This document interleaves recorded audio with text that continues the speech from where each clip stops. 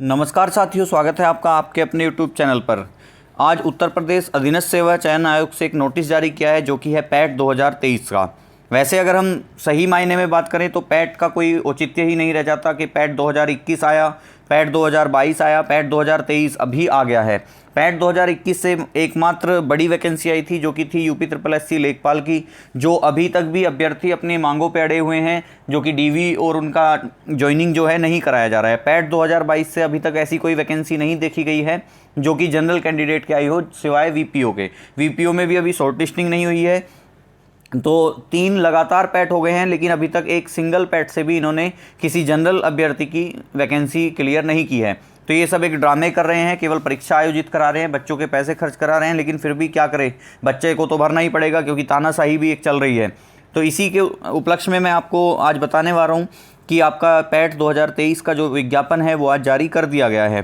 PAT 2023 की अगर हम बात करें तो इसकी जो आवेदन तिथि है वो 1 अगस्त से स्टार्ट हो गई है, यानी कि आज से ही हो गई है। विज्ञापन के प्रकाशन की तिथि, विज्ञापन या शुल्क जमा करने की तिथि जो है वो 1 अगस्त 2023 है, और इसमें आपकी जो अंतिम तिथि रहेगी वो आपकी रहेगी 30 अगस्त 2023 की। तो यानी कि आप 1 अगस्त से लेकर 30 अगस्त तक अपना फॉर्म भर सकते हैं, अपना फ़ीस जमा करा सकते हैं। क्यों? क्योंकि आयोग को केवल आपकी फ़ीस से मतलब है, उन्हें ये मतलब नहीं है कि वो कितने बच्चों को ज्वाइनिंग करा रहे हैं, कितने बच्चों को ज्वाइनिंग नहीं करा रहे हैं। तो उन्हें केवल फ़ीस दे दो। पहले आप अभी 160 180 अभी देखेंगे आवेदन शुल्क कितना है, उसके बाद 25-25 रुपये दे दो, लेकिन ये पता नहीं है कि हम पेपर में बैठेंगे भी या नहीं। तो यही चल रहा है बस उत्तर प्रदेश में, और कुछ नहीं है। तो आपको बता दूं कि 1 अगस्त यानी कि आज से आपके फॉर्म स्टार्ट हो गए हैं, जो कि लास्ट डेट है आपकी 30 अगस्त 2023। तो लगभग 30 दिन का आपको टाइम दिया जाएगा, आप फॉर्म फिल कर सकते हैं। उसके बाद आवेदन में संशोधन की जो अंतिम तिथि है वो आपकी है 6 सितंबर 2023, कि अगर आपसे कोई गलती हो जाती है तो आप उसमें संशोधन कर सकते हैं 6 सितंबर 2023 तक। उसके बाद आगे बात करें, विशेष कथन देखो इस बार कुछ स्पेशल दिया गया है, देखते हैं क्या है कि उपयुक्त विज्ञापन के सापेक्ष आवेदन सबमिट करने व शुल्क जमा करने की अंतिम तिथि 30 अगस्त 2023 है। इस तिथि के बाद कोई भी आवेदन शुल्क स्वीकार नहीं किया जाएगा, आवेदन या शुल्क स्वीकार नहीं किया जाएगा। ठीक है, तो कोशिश करना अगर आप अप्लाई कर रहे हैं तो 30 अगस्त से पहले कर दें, ताकि आपको कोई असुविधा ना हो, क्योंकि इतना बड़ा टाइम है तो डेट बढ़ने के तो कोई चांसेस बनते नहीं हैं। इसलिए आप 30 अगस्त 2023 से पहले ही आवेदन कर देना। और क्या लिखा हुआ है, अभ्यर्थी द्वारा अपने आवेदन पत्र का प्रिंट आउट तब तक नहीं निकाला जा सकेगा जब तक कि उसके द्वारा शुल्क किया गया जमा समायोजन बैंक द्वारा नहीं कर दिया जाता।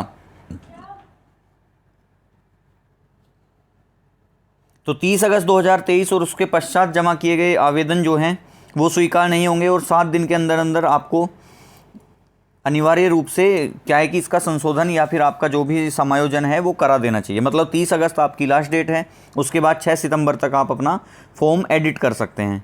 चलिए आगे देखते हैं क्या कह रहा है। उत्तर प्रदेश शासन कार्मिक अनुभाग 3 के शासनादेश संख्या 1103/47 का 3/2020 13/17/2020 दिनांक 20 नवंबर द्वारा समूह ग के पदों पर भर्ती द्विस्तरीय परीक्षा प्रणाली अपनाए जाने हेतु अनुमोदन प्रदान किया गया है।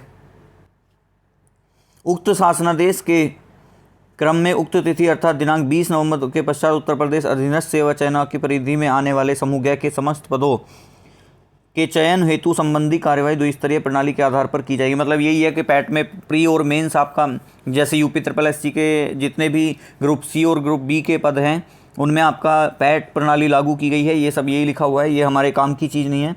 अब हम आ जाते हैं ऑनलाइन आवेदन। प्रारंभिक अर्हता परीक्षा की अनिवार्यता। द्विस्तरीय परीक्षा प्रणाली प्रभावी होने के पश्चात उत्तर प्रदेश अधीनस्थ सेवा चयन आयोग की परिधि में आने वाले विभिन्न विभागों के नियंत्रणाधीन भिन्न भिन्न प्रकार के रिक्त पदों हेतु इच्छुक समस्त अभ्यर्थियों द्वारा प्रारंभिक अर्हता परीक्षा में प्रतिभाग किया जाना अनिवार्य है। तो ये तो सब 2 साल से जानते हैं, इसमें कोई नया नहीं लिखा है इन्होंने। जैसे कि उल्लेखनीय है कि प्रारंभिक अर्हता परीक्षा 2022 का परिणाम 25 जनवरी 2023 को घोषित किया गया था, जो कि 1 वर्ष तक और 24 जनवरी 2024 तक प्रभावी है। अतः आयोग द्वारा विभिन्न पदों के सापेक्ष चयन हेतु मुख्य परीक्षाओं के आयोजन हेतु जो विज्ञापन दिनांक 24 जनवरी 2024 तक निर्गत किए जाएंगे, उन परीक्षाओं में प्रतिभाग हेतु अभ्यर्थियों की शॉर्टलिस्टिंग PET 2022 के स्कोर पर ही की जाएगी। मतलब इस पैट के होने के बाद भी 24 जनवरी 2024 तक जो भी आपका कोई अगर यूपी SSSC से गलती से कोई नोटिफिकेशन आ जाता है तो उसका जो सिलेक्शन होगा वो आपका पैट 2023 के आधार पे ही होगा, ना कि पैट 2022 के आधार पे होगा, ना कि पैट 2023 से उसका कोई संबंध होगा, क्योंकि 1 साल तक स्कोर वैलिड रहता है। चलिए आगे देखते हैं हम। आयोग की परिधि में आने वाले पद तो वही हैं, समूह ख और समूह ग के, यानी कि ग्रुप सी और ग्रुप बी के जो पद हैं वही आते हैं इसमें। तो बाकी मैं टेलीग्राम चैनल का लिंक प्रोवाइड कर दूंगा डिस्क्रिप्शन में, आप उस पर जाके ज्वाइन कर सकते हैं। ये पूरा प्रिंट आउट मैं आपको वहाँ पे अपलोड कर दूंगा। चलिए अब हम काम की चीज़ देखते हैं। कैंडिडेट रजिस्ट्रेशन पेज पर अभ्यर्थी को अपनी व्यक्तिगत सूचनाएं जैसे नाम, पिता पति का नाम, उत्तर प्रदेश का निवासी होने संबंधी विवरण, श्रेणी, जन्मतिथि, मतलब जितने भी आपकी डिटेल्स हैं जनरल, वो सारी की सारी आपको यहाँ पे फिल करनी है। ठीक है, तो यहाँ पूरा का पूरा आपका कैंडिडेट रजिस्ट्रेशन वाला पार्ट है। उसके बाद ऐसे अभ्यर्थी जिनके द्वारा पूर्व में प्रारंभिक अर्हता परीक्षा 2022 हेतु आवेदन किया गया था, वे उक्त परीक्षा के रजिस्ट्रेशन नंबर के आधार पर भी प्रारंभिक अर्हता परीक्षा 2023 हेतु पंजीकरण कर सकते हैं। मतलब अगर आपने 2022 में अप्लाई किया था इसके लिए तो आप उसी रजिस्ट्रेशन नंबर से अपना 2023 का भी अपलोड कर सकते हैं। नेक्स्ट है आपका, अब हम देखते हैं अपने काम की चीज़ें कुछ।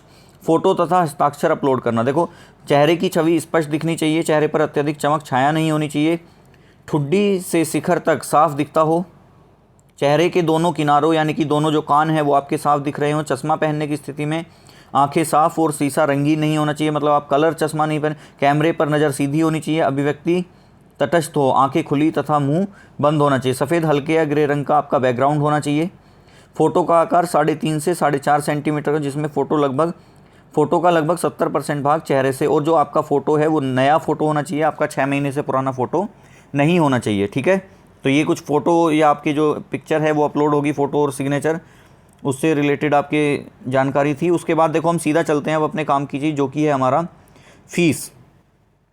अगर हम फ़ीस की बात करें तो यहाँ पे अनरिजर्व्ड कैंडिडेट जो हैं उनकी जो फ़ीस है वो 160 + 25 यानी कि 185 रुपये आपको शुल्क जमा करना होगा।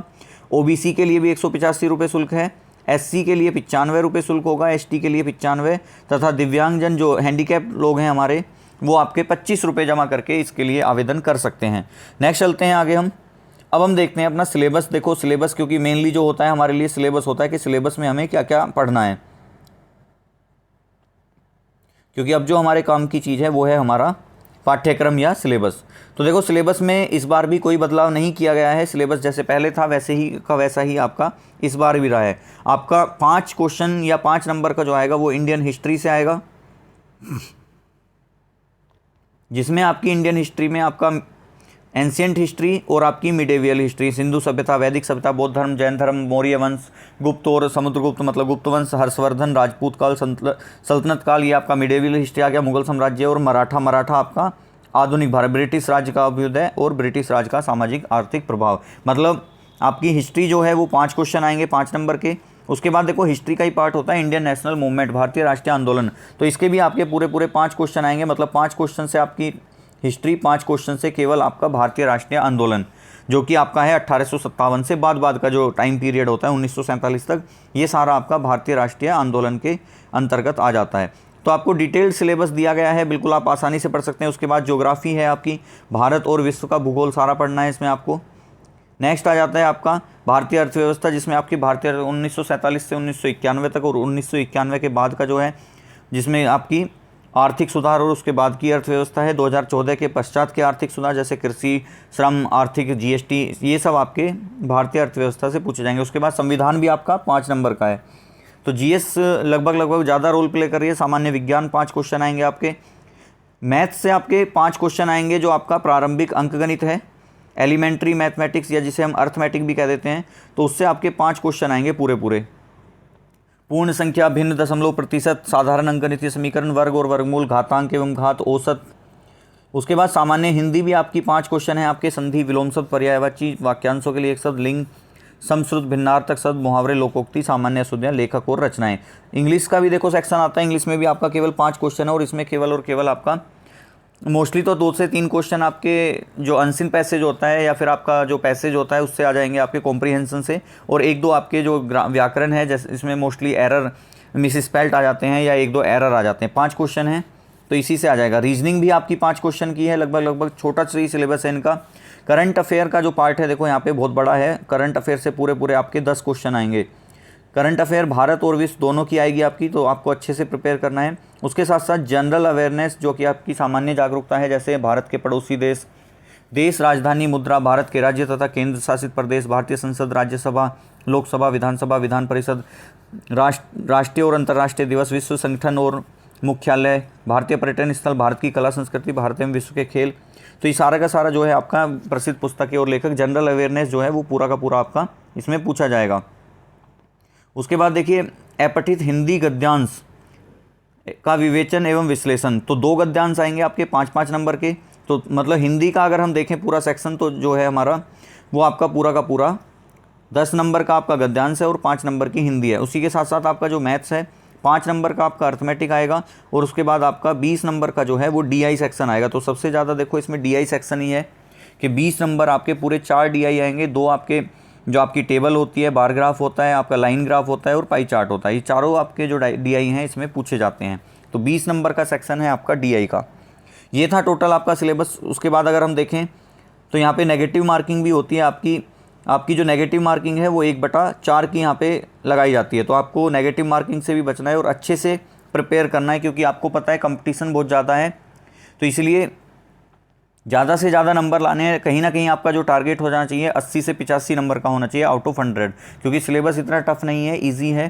पेपर भी इजी आता है। पिछले 2 साल का आप पेपर उठा के देख सकते हैं। अगर आप चाहते हैं कि पिछले 2 साल का पेपर आपको सोल्व कराया जाए तो आप कमेंट बॉक्स में लिखिए, हम आपको पूरा पेपर यहीं पे सोल्व कराएंगे, ताकि आपको पता चल जाए पेपर का लेवल कैसा रहता है। चैनल पे पहली बार आए हैं तो सब्सक्राइब करेंगे और वीडियो को लाइक करके अपने दोस्तों के साथ शेयर करेंगे। Thank you.